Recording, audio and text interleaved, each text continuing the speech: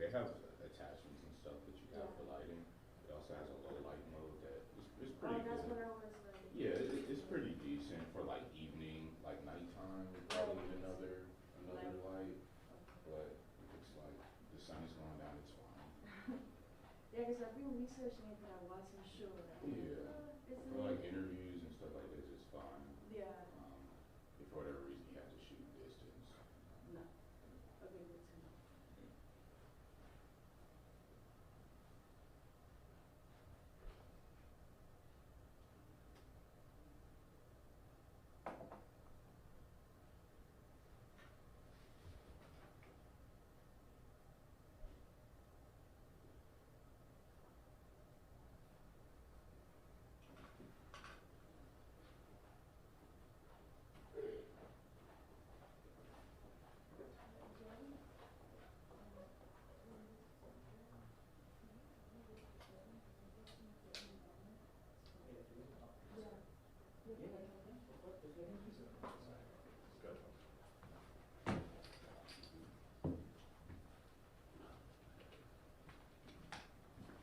Am I on anybody's shot here? No, good.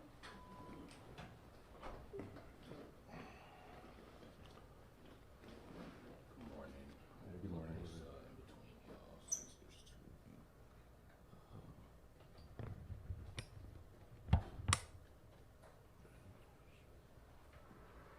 of you.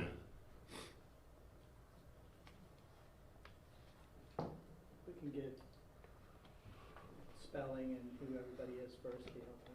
Sure. My name is Gregorio Francis of Osborne and Francis, Gregorio Francis. And Ryan Fletcher, Ryanfletcher. Good morning, everyone, and thank you for coming today. Unfortunately, Ethan is not here to join us today for this press conference. However, he has authorized us to speak on his behalf. So thank you for your presence here today. What if apartment owners, property owners, actually paid attention to what the needs are of their complexes, their properties where they collect rent? Well, I can tell you that in this case, had they done that, we wouldn't be here today. Ethan would be preparing for the big game this weekend, the Florida State game, but for the fact that these apartment complexes neglected to live up to their duties of making sure that there's a safe environment for not only the residents of those communities, but also for those who come to visit or may be passing by these apartment complexes. In this case, it is very clear. Preliminary investigation has revealed that they clearly knew that there were security issues at both of these complexes. And it's clear that they have done nothing, otherwise we wouldn't be sitting here today. I think it's also important to point out, Ethan did nothing wrong. Ethan did nothing wrong. The police and everyone else who have been involved in this case have indicated that all he was doing was taking his aunt and niece home that fateful evening. And what occurred because of the lack of responsibility, lack of accountability by these apartment complexes, knowing that there is an issue, knowing that there is a need for additional safety, but ignoring that need, we sit here today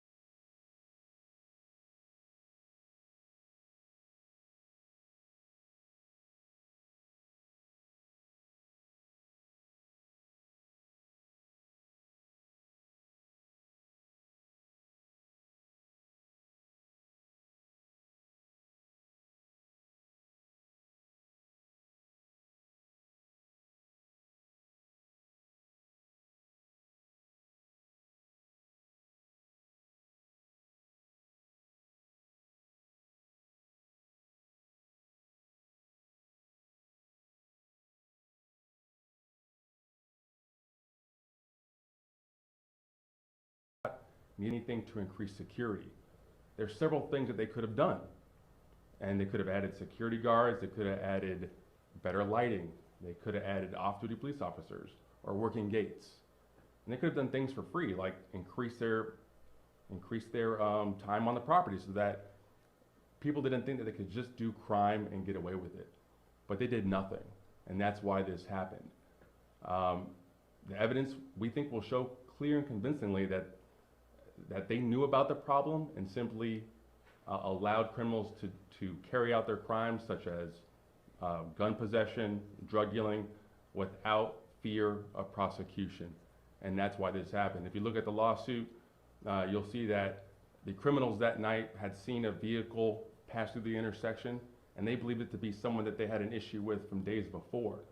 Because they saw that vehicle passing through the intersection, they started to set up their ambush of Ethan. They set up for about 30 minutes. The criminals were walking around both apartment complexes for 30 minutes with AK-47s and Glocks. So it's plain to see that just having a security guard would have prevented this.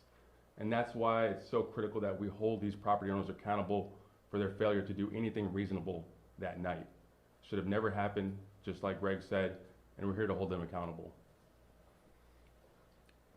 Any further questions? Can you talk a little bit about how we've seen Ethan's physical recovery? How is all of this, including the lawsuit, helping him hopefully heal mentally from what he's experienced?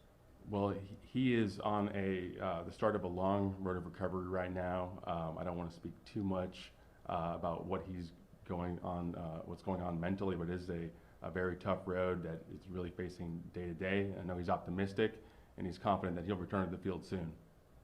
No, Ethan's a strapping young man that was in the prime of his life, playing, at a major institution and living out his dream. And now he is in the fight of his life, and that in and of itself is something that weighs on him, I think, daily. But he's up to the challenge, just as he competed on the football field and overcame things. He's up for the challenge, and that is exactly the attitude he's taken thus far. Can you tell us what Dad is saying about all this, or have you spoken to Dad? Is there anything you can pass on from his father, please? Dad has just been very supportive of Ethan so far. He's been with him every step of the way through his rehabilitation so far, taking him from facility to facility, and it's just been a beautiful story to see his dad take care of his son. He's optimistic as well, and that's what we want to see in rehabilitation. He's got the right attitude to help his son get to where he needs to be. You heard any response from the owners of the two apartment complexes, or is it too early? We're early on in the litigation. We filed suit, and we expect there to be somewhat of a legal fight, but I think that they will admit that they knew they had a problem. That's what we think that the evidence will show.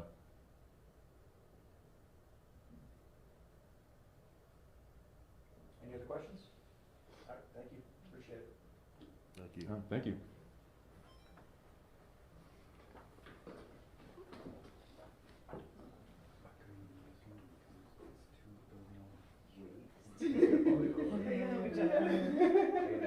Get it done together. Thank Look, I you. got a pro, setting my life.